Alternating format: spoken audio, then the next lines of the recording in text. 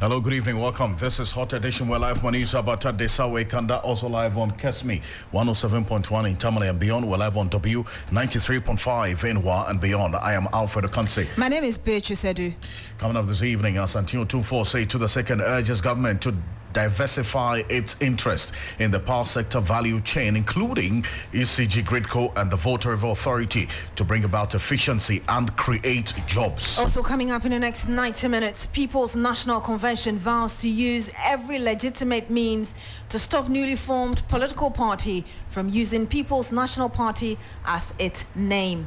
We have details of that shortly, and also some happenings in the Ashanti region as we're monitoring quite closely the commissioning of the renamed Ameri. We'll give you details of that shortly here on Hot Edition on 3FM 92.7. We're also live on Kesmi 107.1 in Tamale and beyond, and also on W 93.5. Also, a court has remanded the man who attacked and robbed Mrs. Emisatha, others at gunpoint. We have details for you on that rather unfortunate incident, and also the latest in business, sports and entertainment coming up over the next 1 hour 30 minutes here on Hot Edition on 3FM 92.7. And as always, we're streaming live on Facebook at 3FM 927. Share your thoughts with us and read out to you and to the rest of the world. And let's start off from the Ashanti region because the Asantehene Otumfuo Setutu the second is urging the government to diversify the Voter Review Authority, Electricity Company of Ghana, and the Ghana Grid Company, Gridco. The Asantehene says that involving the private sector in the power sector will lead to enhanced financial investment and ensure improved performance. Otumfuo Setutu II was speaking at the commissioning of a 430-kilometer natural gas pipeline to feed the commissioned Kumasi 1 thermal power plant, formerly Ameri. Government should be looking at policies instead of being involved in industry and everything. It doesn't work. And it's about time Ghana realizes that it's not going to work for government to be involved in setting up companies and all those things. It doesn't work. Government should be contained with policies, and then private sector should be involved in setting up industries and everything. It works that way, and therefore you can attract more investments to come to the country, and it creates more employment. And others are all government establishment. Let's give it out and divest to private sector, and then we inject money in there. And get the right people to do it. Gridco and others are all for private sector. Let's give them the money, get the qualified people, divest government from it, and let them do it. Other than that, electricity company is in a situation where we don't know, but that also must be divested and give it to private sector. Why are we still holding it when we don't have the money? You heard the Asantehene Otumfuo Setutu II speaking at the commissioning of a 430-kilometer natural gas pipeline. Now, the call to privatize public utilities like the ECG is not new, as you may be aware. You will recall that on March 1, 2019, Power Distribution Service took over the ECG as part of moves to make the power distributor more efficient. The takeover was, however, terminated months later after it was discovered that PDS forged documents to enable the takeover. Again, on Wednesday, October 23, 2019, the Electricity Company of Ghana resumed full control of the electricity distribution business. Now, this follows the termination of the concession agreement between the Ghanaian government and the power distribution services. So, with this new call by the Asantehene, will the government have the willpower to go through, and will it receive the support of stakeholders, especially workers and Ghanaians, looking at the manner in which the PDS deal went? Let's see whether we can have a conversation with Michael Adumata Nyantechi. He's going to be joining us in a bit on this matter, but you talk about the support of the Ghanaian people. Indeed. And then also the reactions to this call by Otumfuo Setutu, which reflects the frustrations of many people because of all of this dumsor situation that all we're concerned about is to have power. That's really it. Yes, but again, you do understand that power, water, these are really highly sensitive, commodities that you can't just decide that you're going to privatize because of the security implications. And I believe probably is one of the considerations why we haven't been successful at ensuring that this is done over the years. Let's engage Anamwesi the seventh. He's on the telephone now. He's the Executive Director of the Institute for Energy Security, IAS. And I appreciate your time. Thank you very much for joining us here on Hot Edition. Thanks for having me, Alfred. Good evening to you, to Beatrice, and to your listeners.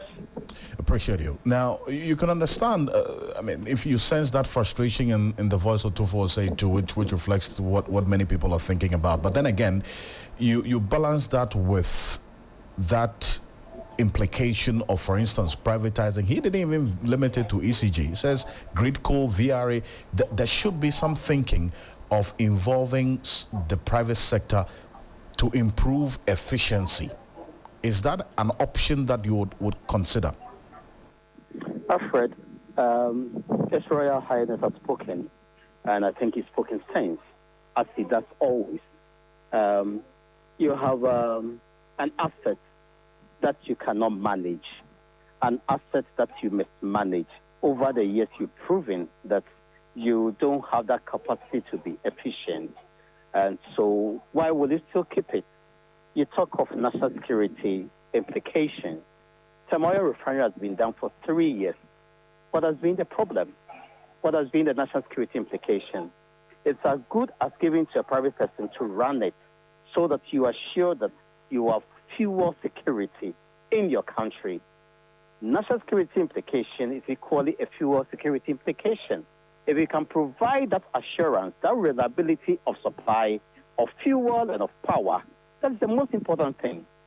No private business has interest in setting up a plant and one way or the other want to use it to sabotage government. When he went to the capital market to take money and is supposed to generate streams of funds to defray that cost incurred and make money, no private person will ever do that. And so we only frustrated our own move during the PDS. Nothing wrong with going back to the decks and looking for a better alternative and going back to the table, discuss value for money and giving ECG out to a private hand. It's not just going to introduce efficiency, but Alfred and Beatrice, let me ask you, do you have enough capital? Are you liquid to invest in ECG? Today, we are asking for investment in the ECG. Can government provide same investment? Government cannot provide. And so, cede part of your stake to a private hand, let a private hand introduce liquidity and also introduce efficiency into a system. We support the move. I see, but why should we, Nana, resort to the private sector whenever we talk about improving the operations and efficiency and other elements within a state-owned enterprise or a public sector for that matter? Then if that's the argument, then we should be privatizing the governance of the state, is it not? You can privatize the governance of the state, leave it for the political actors to do, but they should not play power politics. We must not give them room to play petropolitics. Let people who have capacity and the competence to run do that. Government's business is to create that enabling environment, the right policies to stoke investment, to drive investment, and to assure that fuel and energy security that we all look for.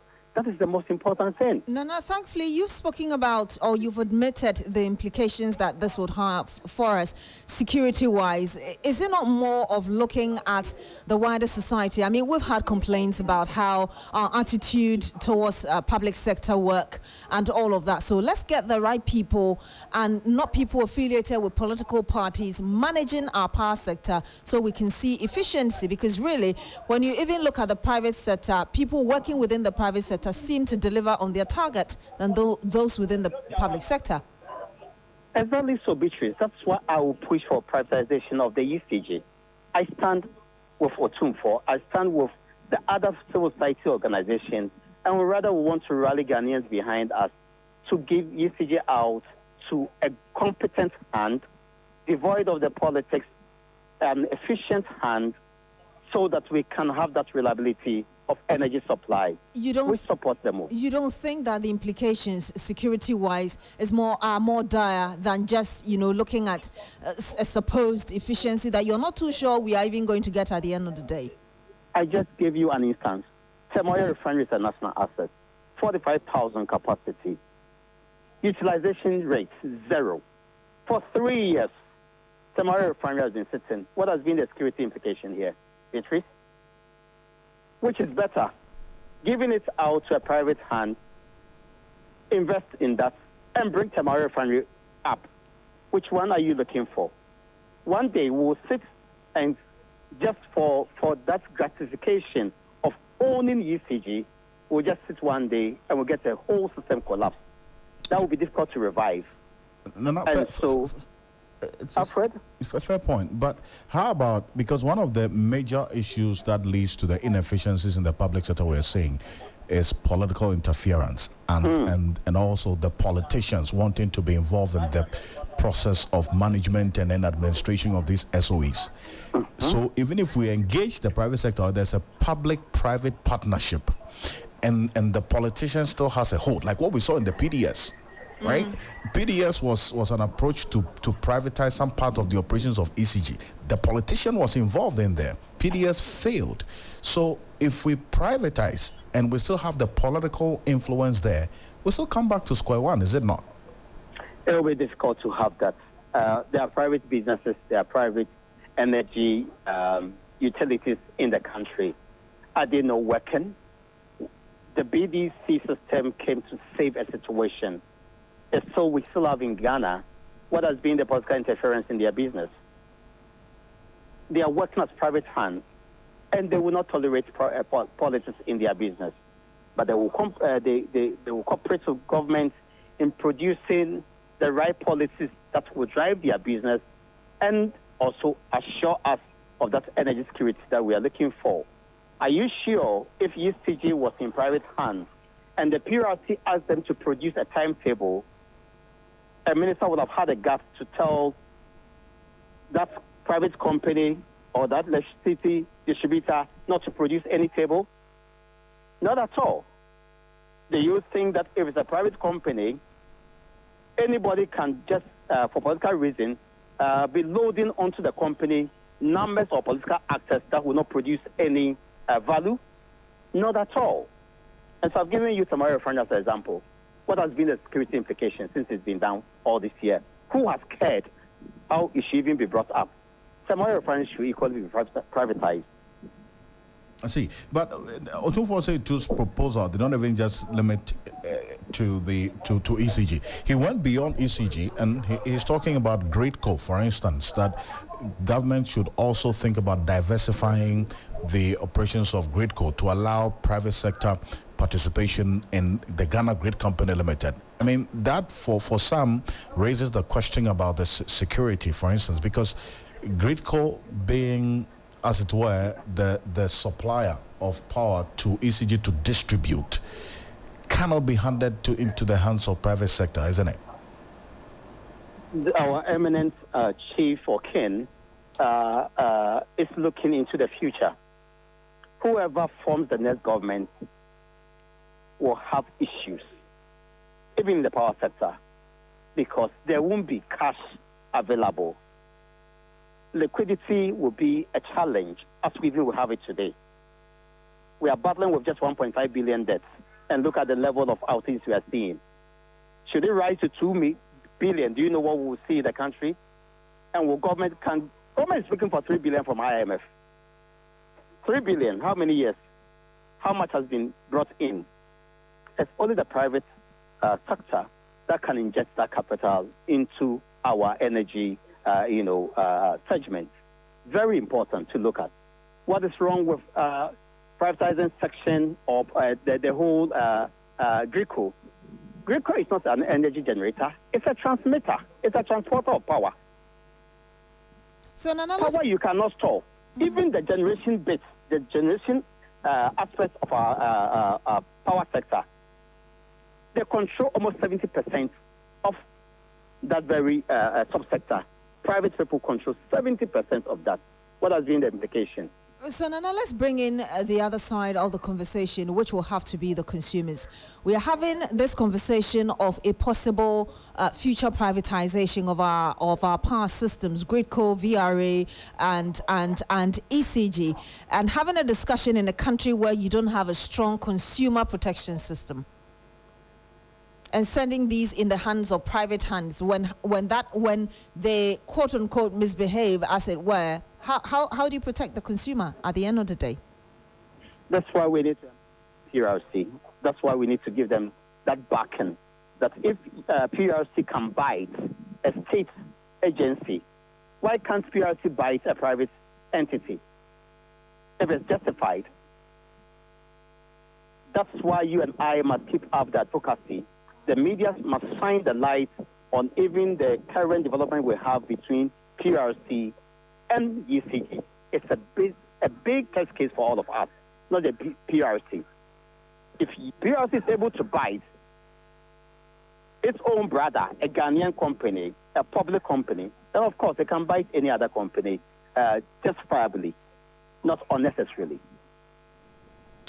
Nana, I do appreciate your thoughts on this matter, and to be honest, this is one that, as you indicated, Otunfo too has also stoked the conversation on this. As to whether we go back to considering this as because of the impact that PDS left us with. It's also another conversation altogether. Nana Mosi, the seventh, is the Executive Director of the Institute for Energy Security. But let's still stay a bit further on this matter because there are divergent views on this. I tell you, because of the experience with PDS and the scandal that it left us with, a lot of people are also asking that, look, if we're going to go on that path again, what has to be done differently? So that we don't come back again talking about the public funds rather being lost when it was supposed to have been saved because of this PDS engagement, the private sector engagement on the administration and efficiency of ECG. But also we have a private legal practitioner who is also an energy expert. Lawyer Kwame Jantua is joining us as well. Kwame Jantua, appreciate your time. Good evening. Thank you very much for joining us here on Hot Edition. Good evening. I want us to take a listen to what Otunfo said again, just to put the issues in perspective for you, please.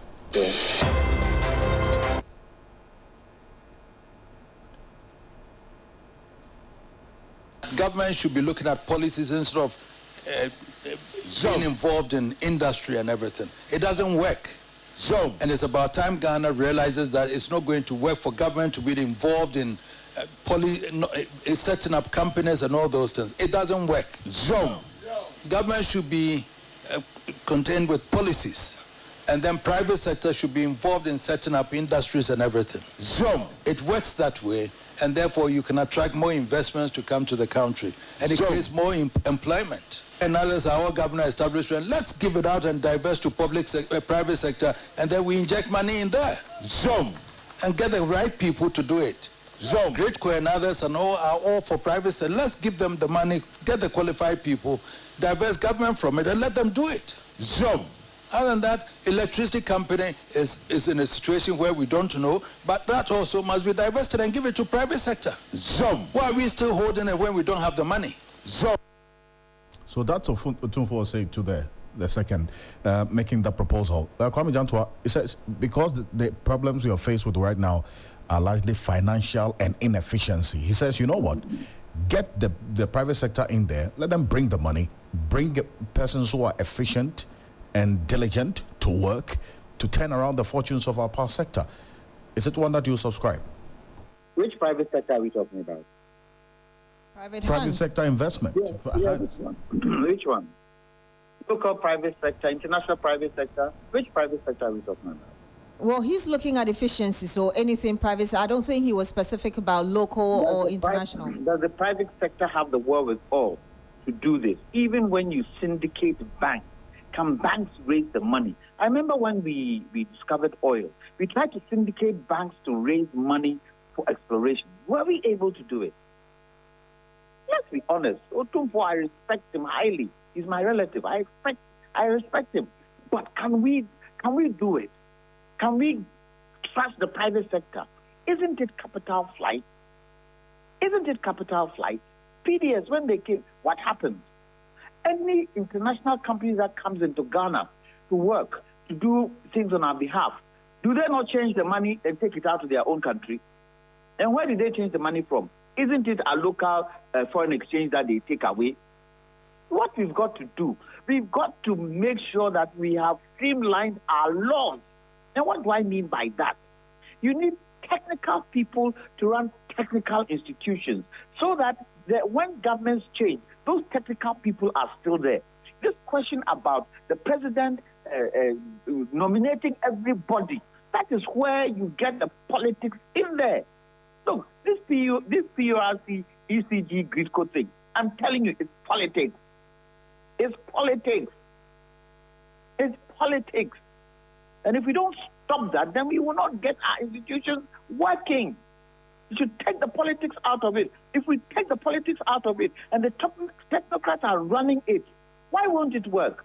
Why is China where it is today? Tell me, how much private sector is in Chinese business? The government controls it and takes the private sector out there, and they stop the private sector to go out there and bring money back in. Can't we do that?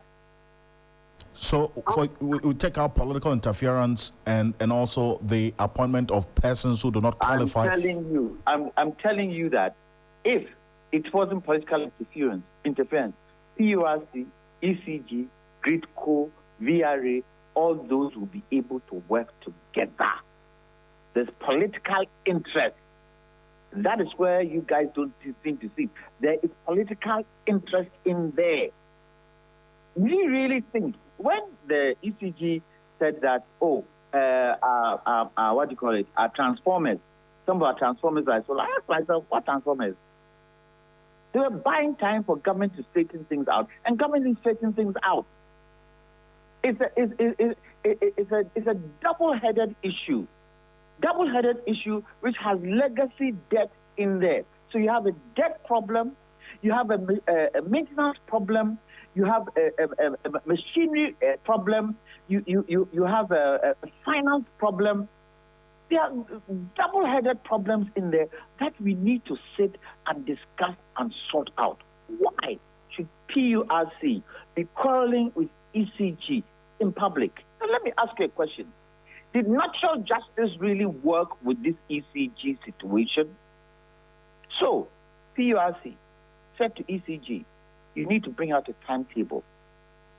ECG did not bring out a timetable. Is the next thing finding them? Is that what the next thing is? The next thing is to get them to come and meet you and ask them, this is the directive we gave. What stopped you from doing it? Let's hear what they have to say. And if what they have to say does not make sense, then you slap a punishment on them. But you don't just get up and slap a punishment on them because you told them to do something they didn't do. Why? Are they small boys? What are you trying to tell me? So you're saying that the PRC jumped the process of getting to know something that could have helped us in solving our problem. Why should they be quarreling? Why should they be quarreling? You are the regulator.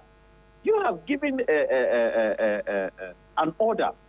The company you've given the order to who you regulate didn't go by that order. Don't you call them? When things happen and Parliament wants to know, do they immediately slap sanctions on whoever it is? They call the minister in charge and tell the minister, tell us why XYZ has happened. Let us understand. So what ECG? Why has XYZ happened when we said do this, you didn't do it? Why? And let them tell you. And if you are not happy with their answer, assess it. And if you have to slap penalties on them, slap penalties on them. But you don't just get up and slap a penalty on them and expect them to pay that penalty. How? You don't anticipate the ECG paying the penalty, the 5.8? I don't know. But for me, if it's ECG and slapping it on, slap it on. Don't make any reservations. Don't make any reservations. You slapped it on individuals. How are the individuals going to pay? And remember, the PURC is directly under the presidency. If the presidency comes today and tells PURC, please, this fine you slapped on the individual members, it is not helpful. Withdraw it. What can PURC say? I want us What does he have to say? I want us to stay on this proposal from the Otunfo, which is one of the main reasons we are talking. Listening to your argument, I seem to get the understanding that this proposal, if it is considered, could do more harm to the country than good. You talk about capital flight. Aside from that, what other issues do you foresee should this thought even be given any consideration at all? Any international company that comes into Ghana to take over Ghanaian assets has personal interest and personal friends. Yes, they might put it in a certain state, but in the end, it's the country that loses because of the quantum of money that goes out of this country. Let's think about that first. And in terms of those they hire, who will they hire? It is at their discretion who they want to hire or who they must hire. What if they decide they're not going to hire you Ghanaians? We are bringing our own people in. Who loses? And I don't agree with the two for that government cannot get into such a situation because we are talking about power. We are talking about a commodity that helps everybody. And what if that private sector company holds the country to ransom? What do? There are certain things that we need control over. Energy is one of them. But we've got to get our act together with our politics and stop the politicking. That is what is killing us in this country. Because some people are in there and want to make money on top of everything they do. Let's take the politics out of it. Aside from that, there are those with a proposal that you may not entirely privatize these three power agencies, as it were, that we talk about, but you could have some sort of partial partnership. How about that one? Partnership. Who is the lead? Who becomes the lead? The local company or the international company? And maybe what you should do, you get good management in there. It's not a matter of taking over. Get good management in there. Management who can say, politicians, we are not taking what you want us to take because it is detrimental to the institution. And they should be able to speak to power, and power should be able to listen. You see, we in this country have taken our politicians as gods. So when they speak, we are all quiet. And it has to stop somewhere. We put the politician there, and we expect the politician to do what we expect him to do. So if you have a parastatal which is not performing, yes, go in there and find out why they are not performing. And if they are not performing well, change them. Can you go to China and go and tell me that a Ghanaian is taking over China Energy? Is that what you're trying to tell me? Are you trying to tell me that we don't have the expertise in this country to handle our power sector? Then let's sell everything. If that is what we are saying, let's sell everything. I don't understand it. Even the private sector, do they have the wherewithal? People who have started their own business do their own businesses. Are they not struggling to get finance from the banks? Are they not struggling? Who do the banks want to lend to? Isn't it government? Because an easy way. Why doesn't government force the banks to invest in local business? And you're telling me what? Well, Kwame John, appreciate your time on this matter. Thank you. Thank you for your thoughts. So live here on Hot Edition on 3FM 92.7, also live on Kesmi 107.1 in Tamale and beyond.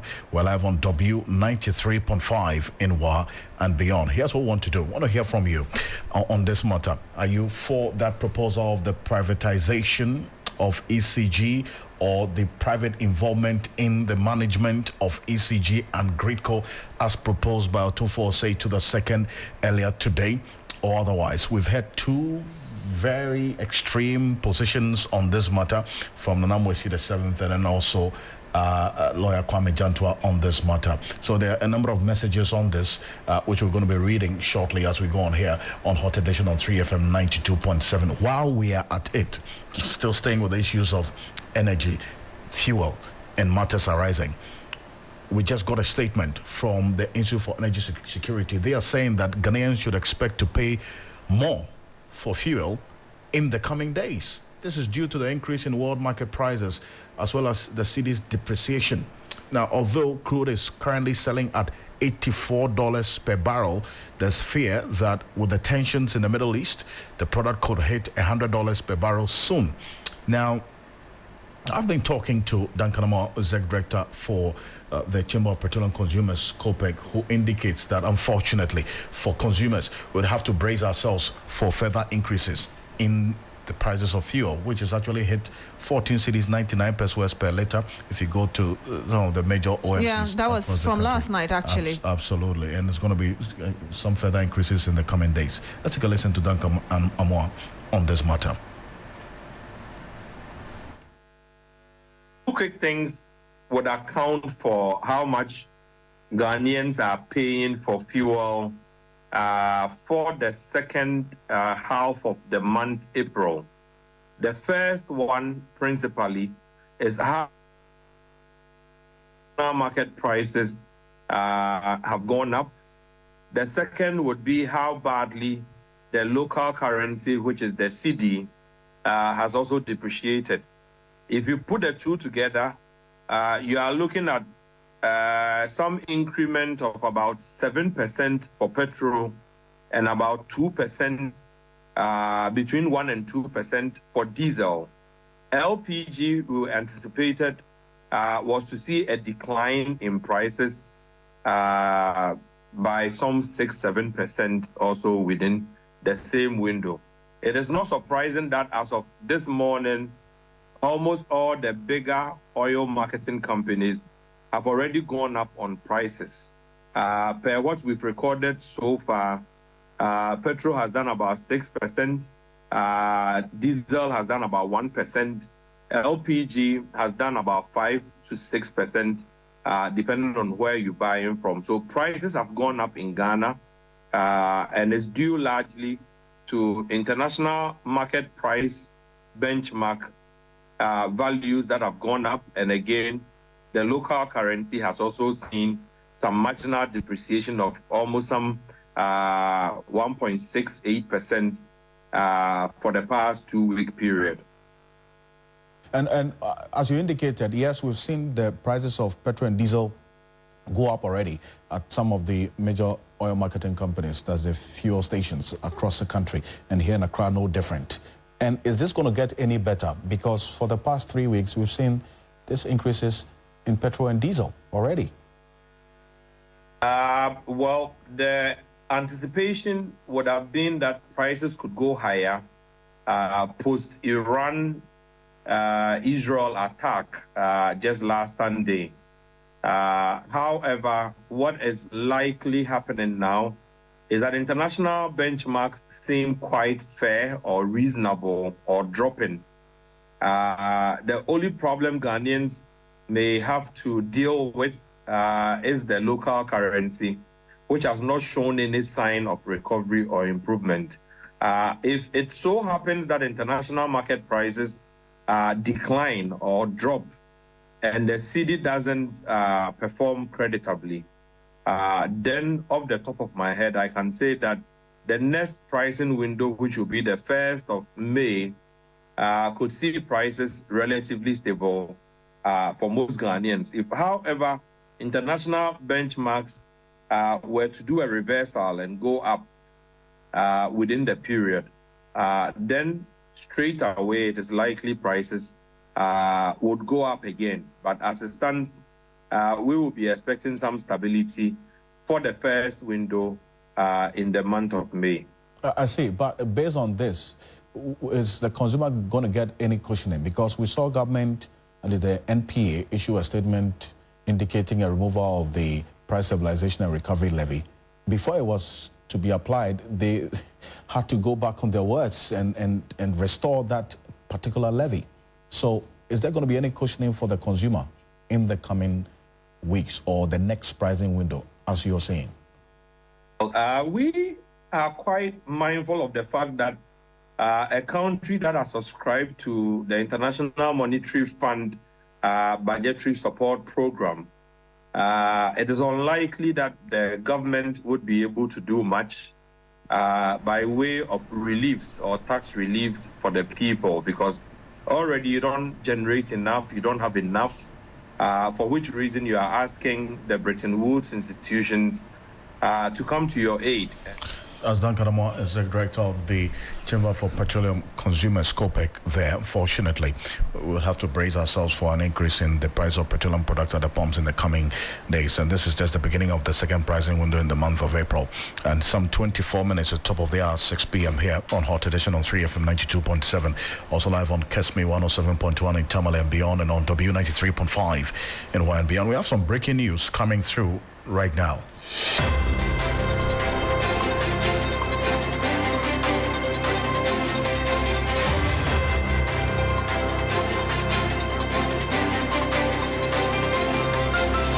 Understand an Accra High Court has remanded a businessman, Osmanu Yahuza, for assaulting and robbing former Second Lady Matilda Emisatha at gunpoint at her residence in Accra. That is the information we're getting right now. Some breaking news coming through here on Hot Edition, and a court correspondent, Lord Edwasari, has got the facts of this particular case. Is joining us in the studio. Lord, what more do we know? Right. So, Alfred, this person who is a self-acclaimed businessman is Yahuza Asumanu, pardon me. Now, according to the police, he's been robbing a lot of residents in airports, basically the prime areas. So about 4 areas were listed was East Legon, Airport, Ridge, and Tesano.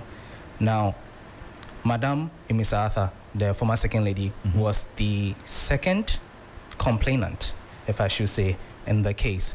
Now, from the police brief facts, the operations of this businessman started somewhere September 19 last year, right, where he visited a home, assaulted them, robbed them at gunpoint, and then took their valuables away. Now, Madame Emisatha's case actually happened on the 5th of December last year while she was home alone.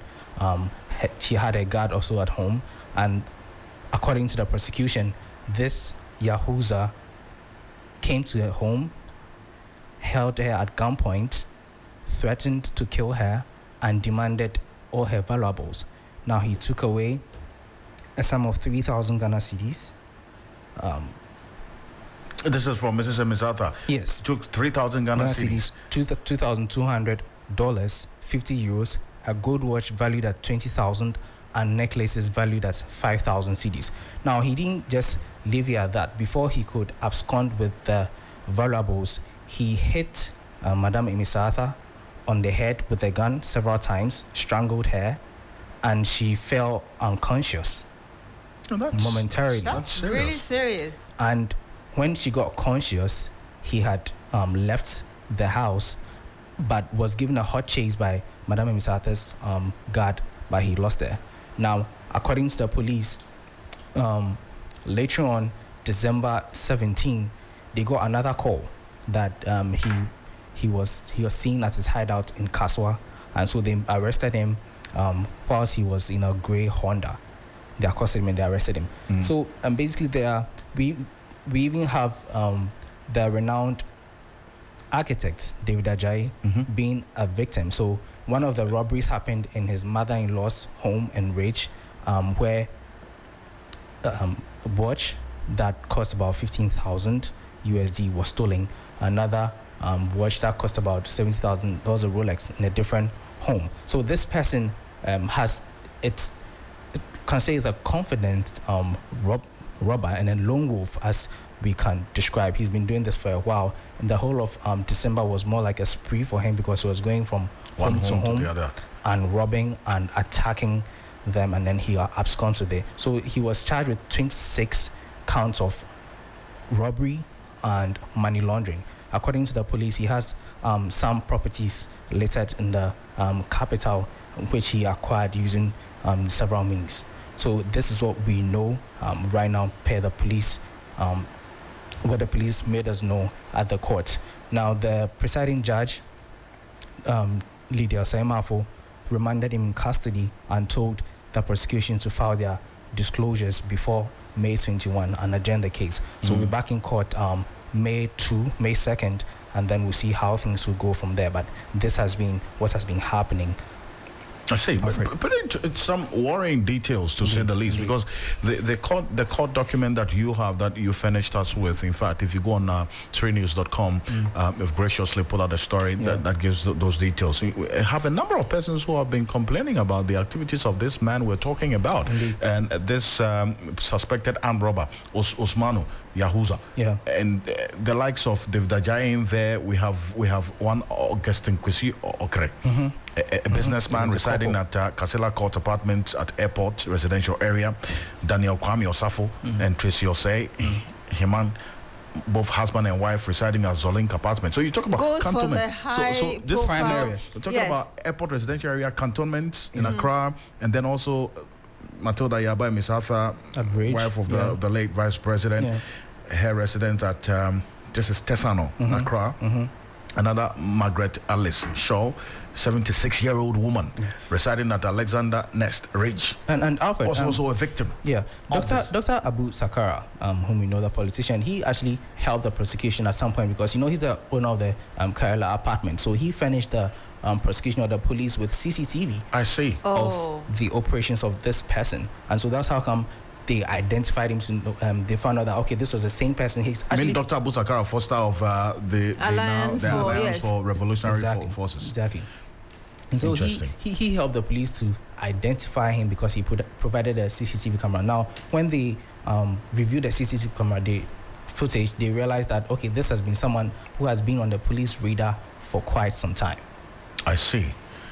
Interesting and quite a worrying, to say the least. Some detail. And also the fact that a lot of vulnerable individuals, the old people, these are all old people. Involved. That's something that you need to put across. All these persons are elderly. They seem vulnerable. Who can't, physically even defend themselves. Yeah. And Lord, thank you so much for this, because this court details that, at least the document that you publish, gives some chilling detail of what the activities of this businessman has been. Well, now we know is alleged to be an armed robber, at least based on the accounts of all of these victims that he has robbed, and is said to be residing in Pokwase ACP, and between the second quarter of the year 2023 and December. We understand on the 17th of September 2023, and I'm reading from the document that you provided.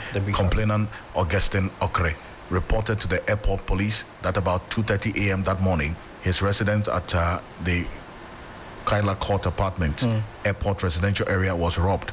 On receipt of the complaint, a team of police personnel from the Airport Police Division was also dispatched to the crime scene. What we got to know that this person, another accused person, also came through, that this businessman pointed a pistol at him, demanding money and other valuables.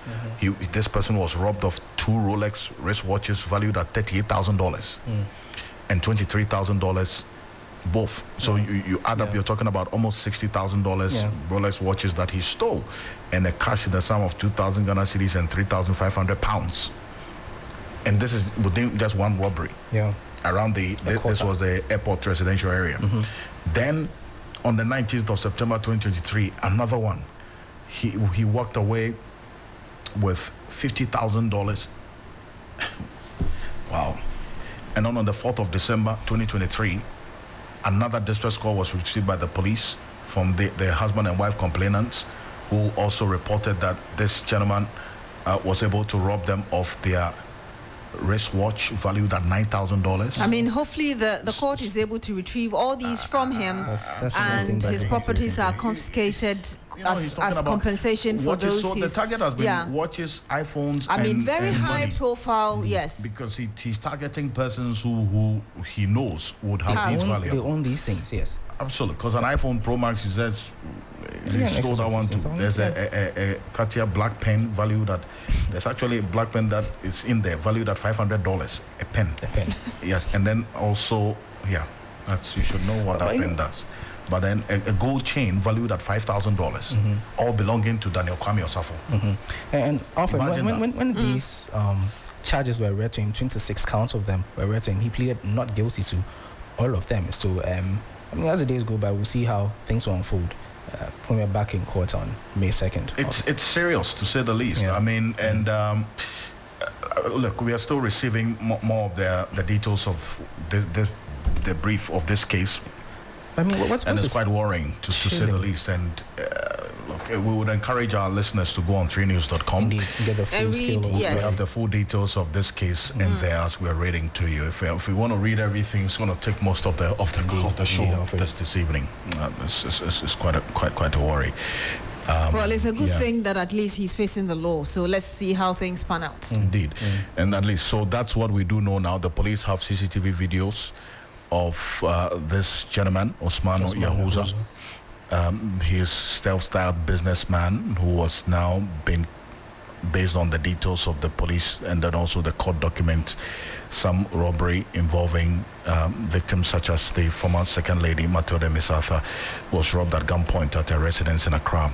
And very worrying and quite shocking details we're seeing there. Well, you find that more on 3news.com. Please make some time and visit 3news.com. On our Facebook page right now, if you go on at 3FM927, you'll see a brief facts of what happened to Madame Misatha and then what was stolen from her from this gentleman. We're going to the Saglemi housing project in matters arising. Lord, thank you so much for coming through.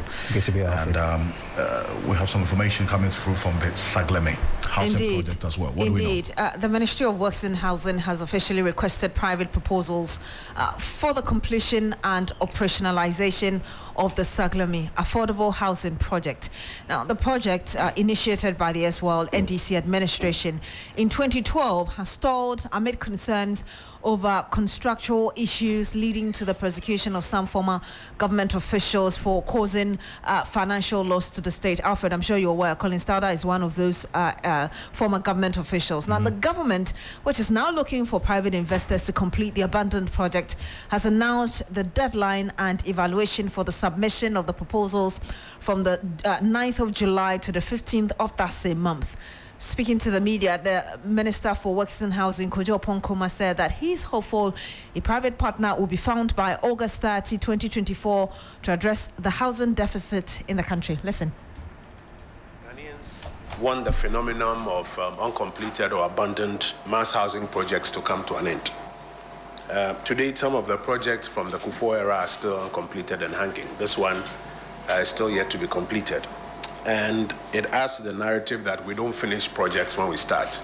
If we have a housing deficit of 1.8 million that we are trying to reduce as the years go by, already there are about 40,000 units a year that we deliver as a country.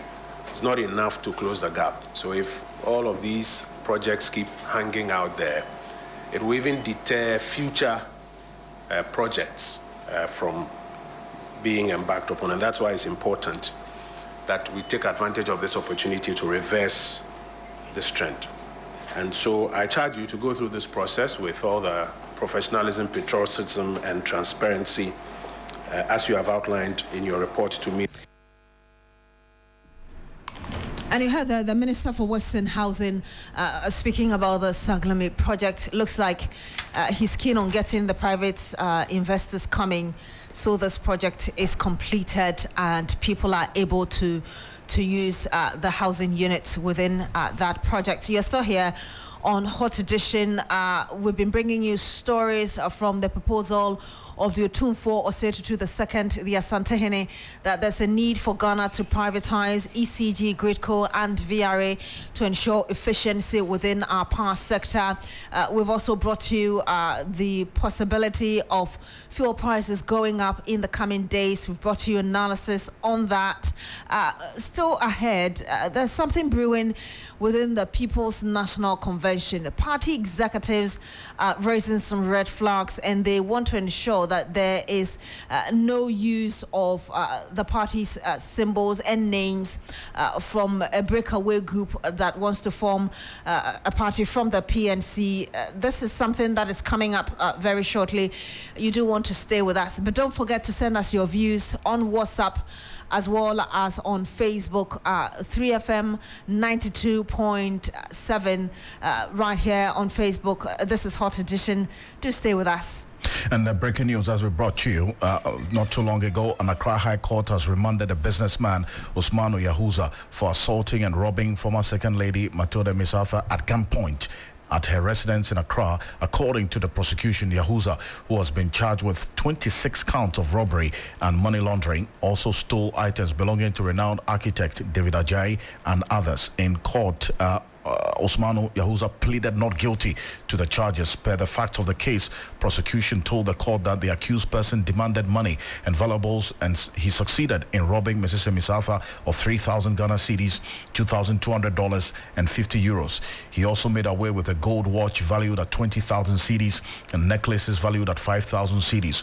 Osmanu Yahuza additionally assaulted the former second lady by strangling and hitting her head repeatedly on the ground while demanding more valuable items from her. Madame Emisatha lost consciousness momentarily, and when she regained consciousness, the accused person had left with her safe and the booty. That's what's happening. Really, really unfortunate there. But what we do know, the good thing is that the police is really having the grips on this matter, and so we'll keep an eye on it and see how things play out. Michael Ogbodo is standing by with the latest in the world of business. After this quick break, stay with us.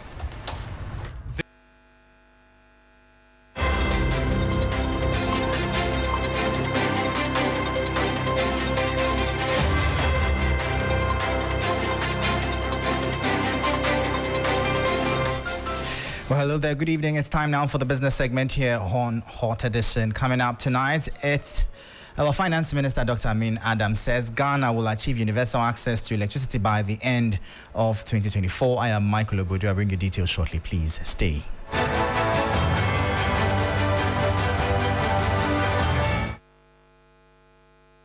Well, thank you for staying. Straight into our top story. And the Minister of Finance, Dr. Mohamed Amin Adam, says Ghana is on track to achieve universal access to electricity by the end of 2024. Currently, the country has achieved about 88% access out of the universal 90% target. Speaking at a panel discussion on energy at the ongoing spring meeting of the World Bank and IMF in Washington, D.C., he also mentioned measures are being put in place to connect island communities in the country to the national grid. Procured energy through unsolicited projects. Right from early 1990s, we were very intentional. The government decided that Ghana must achieve universal access to electricity.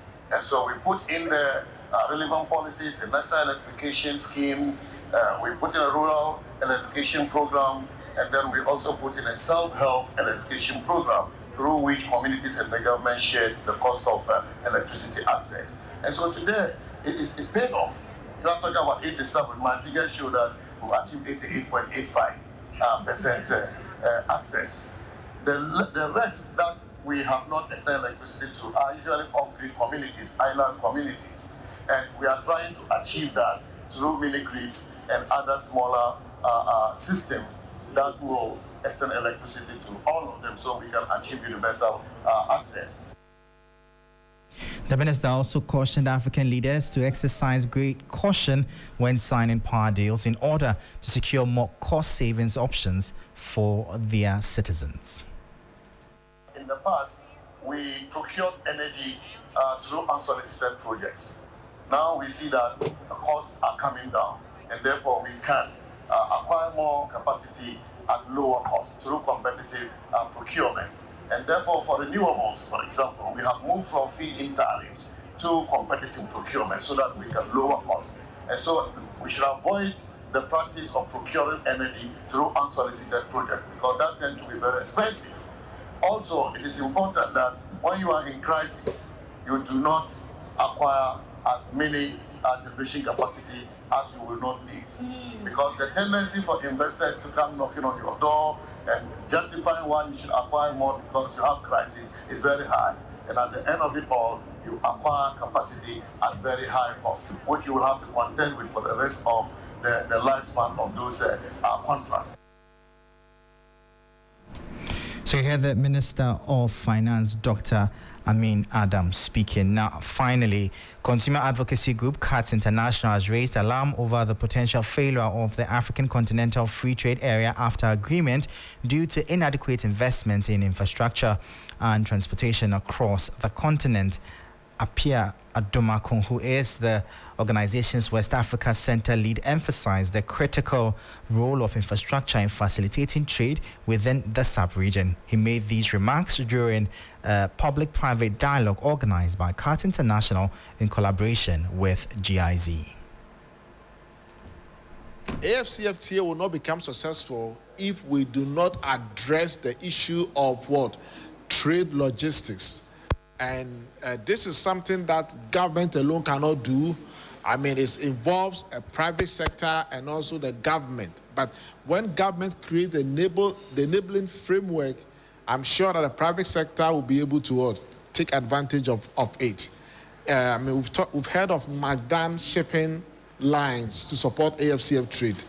We are yet to see, and the question is even can Magdan shipping line be able to move all the goods that African countries will need? And it's not only even about shipping lines and aeroplanes. We also need to have a very good road transport infrastructure. The study shows that only 53% of African roads are tarred. It means that moving goods on the roads corridor is also going to be very, very, of much of a challenge. There's a lot of traffic and also issue of security.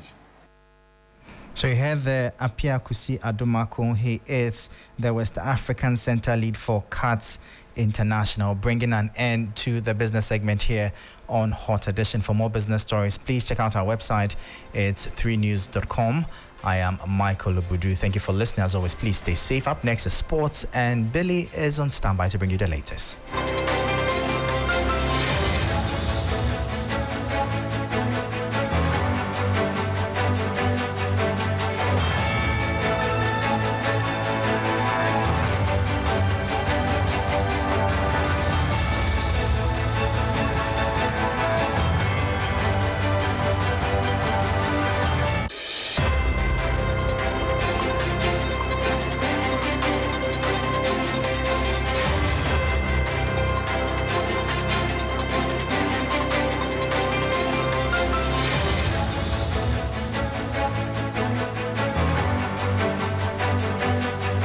Hello, good evening, and welcome to the sports segment here on the 3FM Hot Edition. My name is Billy and to our first story, today officially marks 100 days to the 2024 Olympic Games to be held in Paris.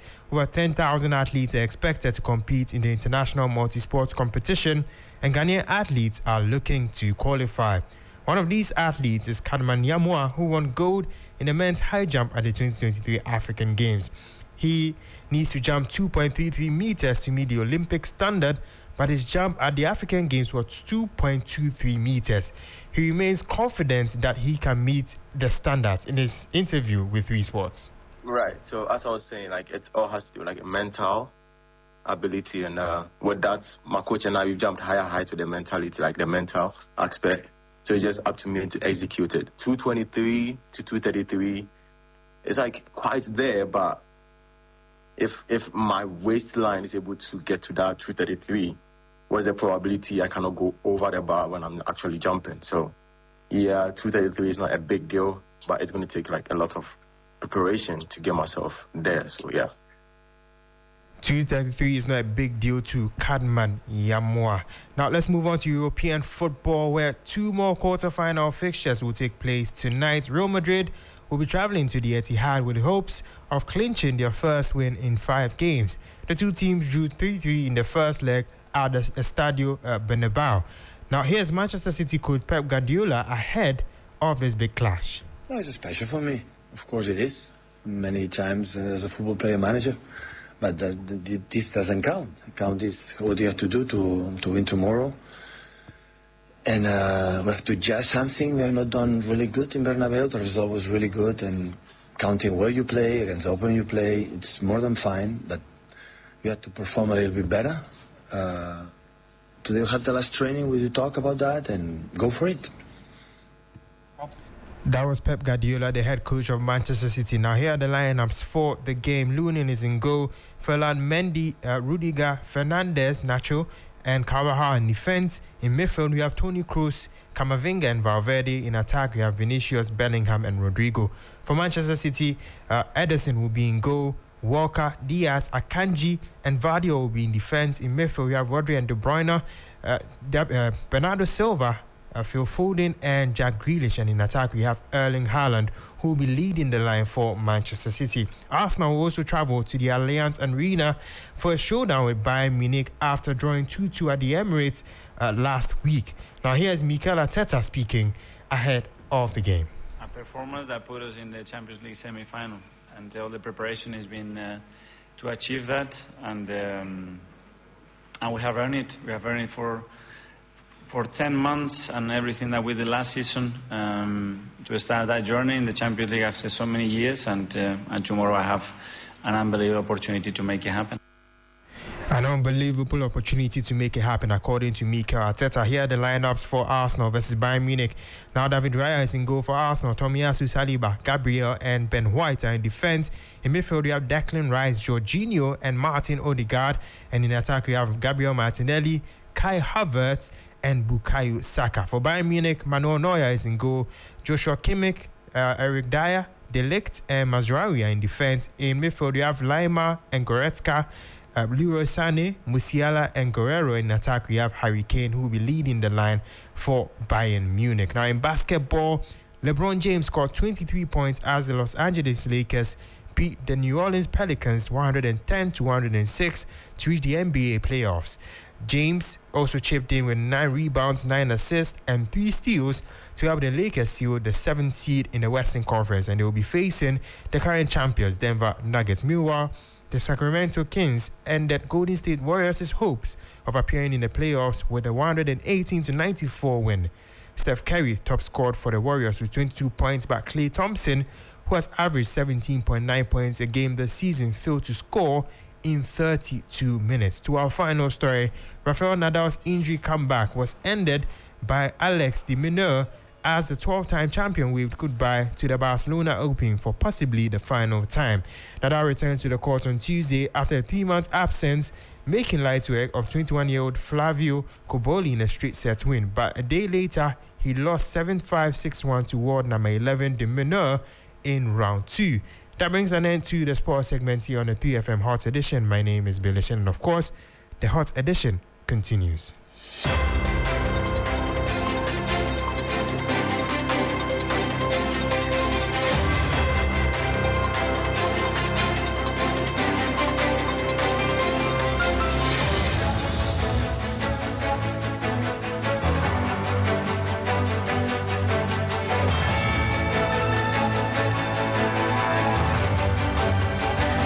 Shan, thank you so much. There's more on 3 Sports across social media platforms, and you're still live here on Hot Edition on 3FM 92.7, also live on Kesmi 107.1 in Tamale and beyond. We're live on W 93.5 in Wa and beyond. Lots of you sharing your thoughts with us on Facebook at 3FM 927 on Facebook. Read out to you and to the rest of the world shortly. Before we went for that business break, the breaking news that came through was that Accra High Court has remanded a businessman, Osmanu Yahuza, for assaulting and robbing former Second Lady Matilda Misatha at gunpoint at her residence in Accra. According to the prosecution, Yahuza, who has been charged with 26 counts of robbery and money laundering, also stole items belonging to renowned architect David Ajayi and others. In court, Osmanu Yahuza pleaded not guilty to the charges. Per the facts of the case, prosecution told the court that the accused person demanded money and valuables and succeeded in robbing Mrs. Misatha of 3,000 Ghana cedis, $2,200 and 50 euros. He also made away with a gold watch valued at 20,000 cedis and necklaces valued at 5,000 cedis. And Madame Misata lost consciousness, we understand, momentarily, and when she regained some consciousness, the accused person had left with her safe and the booty after the accused person strangled and hit her head repeatedly on the ground while demanding more money and valuables from her. We have some more of it on 3news.com. Make some time and visit 3news.com. Welcome to Campaign Trail on your election command center.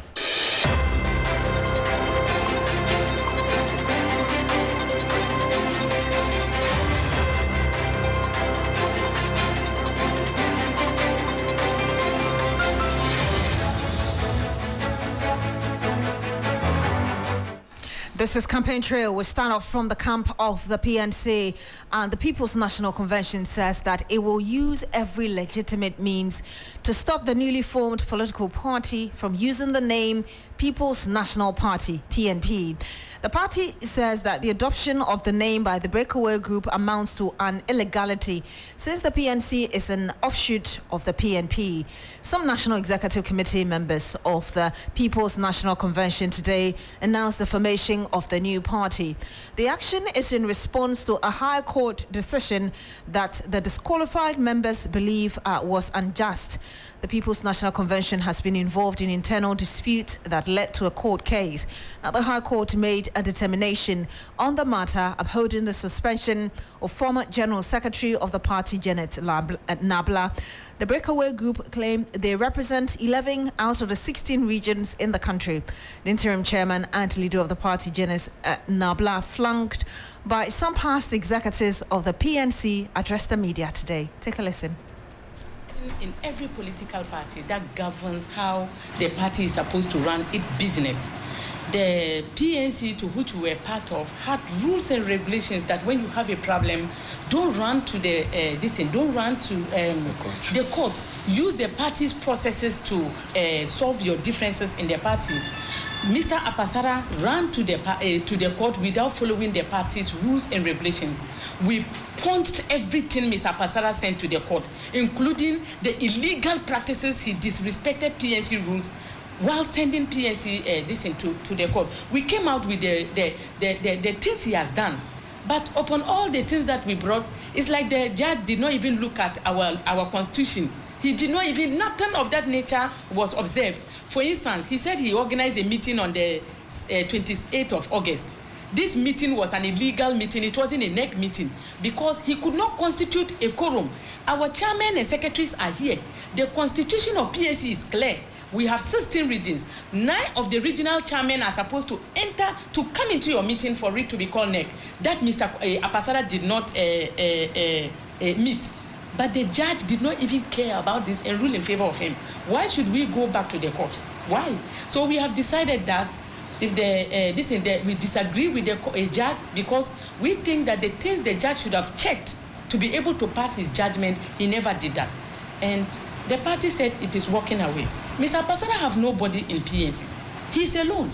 So how can a judge ask a man to come and rule over a political party to which the party said they don't like him? It was the party that suspended and dismissed Mr. Apasara, but the judge decided to rule against the party and rule in favor of Mr. Apasara. So we said we are walking away. Okay. And you had obviously aggrieved and unhappy former General Secretary of the PNC, Janet Nabla, but there's been a swift response from the PNC, and I'll just go ahead and read excerpts of that statement coming in some minutes ago. It says, purported formation of a breakaway party from the PNC. The attention of the PNC has been drawn to statement in the media announcing the formation of a new political party under the name People's National Party, signed by one Janet Asana Nabla. The statement claims, among other things, that the decision to form a new party is born out of some disagreement with the judgment given by an Accra High Court upholding the decision by the PNC to suspend its General Secretary in August 2021 for various reasons, including insubordination, misconduct, incompetence, and financial malfeasance. In the light of the above, the PNC calls on the rank and file of the party, most especially our branch, constituency, and regional executives, to stay resolute and avoid the temptation to be swayed by the disgruntled former General Secretary and her cabal, who have always resorted to all manner of lies in the attempt to bring down the PNC for their selfish and self-seeking agenda. The party hereby state that the alleged support of the decision by 11 out of 16 regions is a blatant lie intended to mislead the general public into believing that the supposed new political party is worth its salt. Furthermore, the decision to adopt the People's National Party amounts to an illegality since the PNC is an offshoot of the PNP. To this end, we shall use every legitimate and legal avenue available to us to stop the use of the name PNP. Let me just read the last two paragraphs, very short ones. As much as the party needs every single member to grow its numbers, we are unfazed by the decision by any person or group of persons to voluntarily leave the party, especially when their conduct has proven to be inimical to the fortunes of the party. The last paragraph says, we entreat our supporters, sympathizers, and executives to stay calm as leadership mobilizes to address this matter as quickly as practicable through a press conference. Alfred, I just wanted to draw your attention to the first paragraph, which says, signed by one Janet Asana Nabla. Doesn't even want to recognize her as a former. Absolutely. And in fact, the one of the persons who put out the statement is joining us on the telephone. That's Awudu Ishak. Awudu Ishak is Communications Secretary to the PNC and then also speaks for the 2020 flag bearer of the PNC, Dr. David Apasara, is joining us. Awudu Ishak, can you hear me? Good evening. Thank you very much for joining us on Hot Edition. Good evening, Alfred. Now, you say, yes, the People's National Party is an offshoot of the PNC. Does that make it illegal for them to use the name if they are breaking away from the PNC? Well, you can purport not to like dog meat, but you like the soup which has been prepared using the dog meat. The reality is that the PNP in 1992 was supposed to be the name of the People's National Convention. But you know that historically, that the PNP, in the aftermath of the 1981 coup, it was banned as a political party. In 1992, with the return of multi-party democracy, the founding fathers of the PNP were the same founding fathers, save those one or two who probably might have joined other political parties, or some of whom might have died. They were the same people who formed the People's National Convention. And so if today the PNP that was disbanded, or as it were, that was banned, you say that you are going to resurrect and use that same name, they will have a tall order to prove that indeed they are allowed or they have that right to use the PNP as the new name of a political party in Ghana. Well, but that's what I said, that yes, if you make the point that you're going to go all lengths to prevent them from using the name People's National Party, is there any legal ground for you to do that? Because all what you've just said is that, well, yes, it's an offshoot of the party. PNC started as PMP, and so because of that, they don't like dog meat, so they can't be chewing dog. But is there legal grounds for you to prevent them from doing that? I just indicated that, but for the legal gymnastics of it, we might not have been called the PNC today. We would have still been called the PNP. It is because of that legal background surrounding the disbandment or otherwise of the PNP in 1992 with the return of multi-party democracy that the leaders of the PNC decided to adopt the name PNC.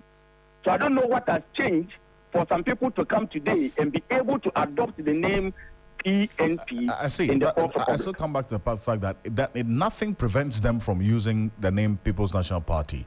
What prevented us? What prevented the leadership of the PNC in 1992 from using that same name? Nothing has changed as far as that precedent was set.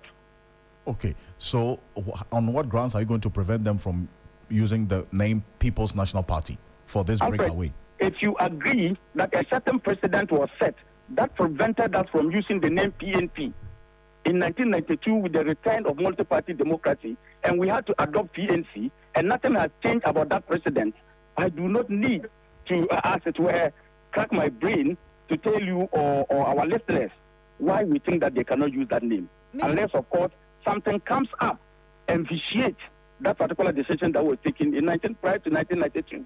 Mr. Ishak, I will just read a portion of that statement you signed yourself to you. The party hereby states that the alleged support of this decision by 11 out of 16 regions is a blatant lie intended to mislead the general public into believing that the supposed new political party is worth its salt. You would admit, or would you admit, that the party is afraid? You're afraid that the name is too close to your name and you have your members voting for the PNP rather than the PNC? Well, this is not the first time that the PNC has suffered a breakaway. After our Congress in 2015, when Mr. Hassan Ayarga lost at the Congress in Wa, Hassan Ayarga broke away and he formed the APC. As at then, Hassan Ayarga was considered a much more bigger political colossus than Ms. Janet Nabila and all of her people combined. And for the records, what has been stated in that particular statement announcing the formation of that so-called new political party is nothing, like I indicated, but lies. The PNC does not have 11 of 8 regional secretariats supporting this particular decision. It is just a claim that has not been verified.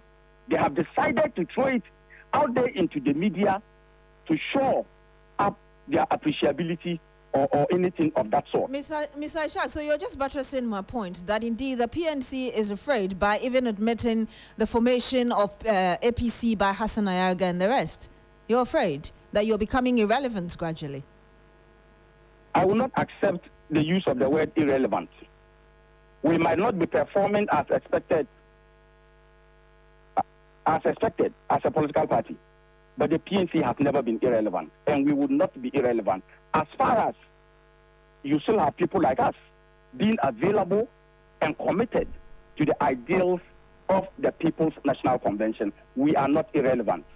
Indeed, today's decision by this group of people to leave the PNC voluntarily is a blessing to the party. And I think that freedom has come to the PNC. The PNC is better off without this group of people who have contributed nothing but chaos in as far as the reorganization of the PNC is concerned. Now, talk about the relevance of the PNC otherwise in the context of, for instance, the electoral results that your party has garnered over the period, at least since 1992. I mean, one would have been thinking that you would rather be thinking about ways of closing your ranks so as to ensure that every vote that is needed is kept within the party, because elections in this country and across the world is about numbers regardless. If you look at 1992, Dr. Hilary Mann received just about 266,728 of the total votes cast. That represented the highest we've had so far, 6.7%. In 1996, Dr. Edward Mahama garnered 3%. In the year 2000, it went down to 2.5%. In 2004, it decreased further to 1.9% of the total valid vote cast. In 2008, you got 0.9%. That's 0.9%. In 2012, Hassan Ayarga got 0.22%. In 2016, Dr. Edward Mahama came back with 0.21%. Then in 2020, your boss, David Apasara, got the lowest so far, 0.08%. So, really, what are you doing to the party with all of this? Well, Alfred, there's a paragraph in that statement that I signed which admits that the fortunes of the party lies in its numbers. But that notwithstanding, if you have people who are not committed and people who come across as self-seeking and selfish individuals who do not work in the best and collective interest of the party, but rather for their selfish interest, you would always have the kind of results that we have had in the past. So when such people decide that we are leaving the party, we cannot, as I repeat, be unfazed by it. So, you understand? So to what extent can this fight that you started, I mean, trying to get the PNP not to use that name, that path you've decided to be on, to what extent can it add votes to your electoral fortunes in less than 9 months that we're going to hold the general election, for instance? Well, like we indicated, this is a developing story. It's a developing issue. The statement announcing the party just came out today. Our response also came out today. And like I indicated, we would be meeting the press as practicably as possible, hopefully tomorrow, and we would outline copiously and extensively our next line of action as far as this particular issue is concerned. Ishak, appreciate you. Thank you very much for joining us.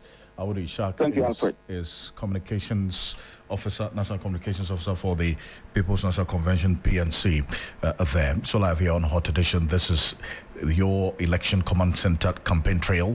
Now, leaders of 10 political groupings have signed a pact to contest the 2024 general elections under the banner of a coalition called the Alliance for Revolutionary Change. The groups making up the alliance include the Movement for Change, Alan Chamantin's Movement for Change, National Interest Movement led by the man we just spoke about not too long ago. We also have the likes of the the Third Force Movement also coming through amongst others, and this is different from the New Force. This we're talking about is the Third Force Movement. That's different from just to put emphasis on the fact that we're not talking about Nana Kwame Bediakon's New Force Movement, really. Let's go on to the telephone now. Solomon also a spokesperson for the Movement for Change that has now joined forces with 9 other political groupings under the umbrella name, the Alliance for Revolutionary Change. So also appreciate your time. Thank you very much for joining us here on Hot Edition. Hello? Hello, Solomon. Also, can you hear me? It looks like he's on the line, but hello? Okay, we'll raise him back on the telephone. And if you're just joining us here, what we do know now is that leaders of 10 political groupings have signed a pact to contest the 2024 general elections under the banner of a coalition called the Alliance for Revolutionary Change. The groups making up the alliance include the Movement for Change by Alan Kojo Chamantin, and then also we have the National Interest Movement. Also, we have the Third Force Movement, and amongst others. These are what we know so far on this particular issue. Let's go on to the telephone if Solomon also can hear me. Can you hear me, Ms. Osu? I can hear you, Alfred. Thanks for having me. Hello? We'll get Solomon also back on the telephone. We have a little hitch in there. And we do recall that this was just about a week ago that we got news of this alliance. When Dr. Abu Sakara Foster was named in there. Indeed. It was widely speculated that he was going to partner Alan Chamantin going into election 2024. He came out to categorically debunk that news, that it wasn't the case. And we've spoken to him extensively. He's indicated that they are only joining forces because they are aligned in thought and in vision and in policy direction and also in ideology. So we'll see whether they're going to make any significant impact going into election 2024. I think that will be good for the country's democracy because it's been a duopoly for a very long time, and there seems to be some hope that this is going to make some good change for the parties or the country's democracy, as it were. Okay, let's try this one more time, just for the last time. Solomon, also going to hear me?